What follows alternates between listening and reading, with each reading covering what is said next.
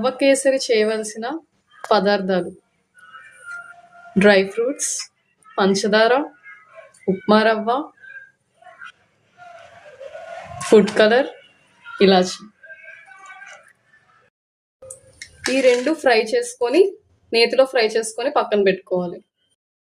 ఒక cup రవ్వకి 1 cup water తీసుకొని అందులో ఫుడ్ కలర్, ఇలాచి వేసుకొని హీట్ చేసుకోవాలి. ముందుగా బాయిల్ చేసుకునే వాటర్లో ఉప్మా రవ్వని స్లోగా వేస్తూ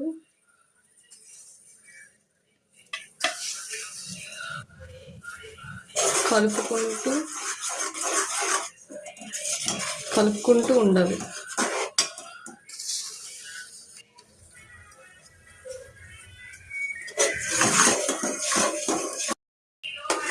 లాస్ట్లో అయిపోయే సమయానికి డ్రై ఫ్రూట్స్ వేసుకోవాలి. కొంచెం గీ కూడా వేసుకోవాలి.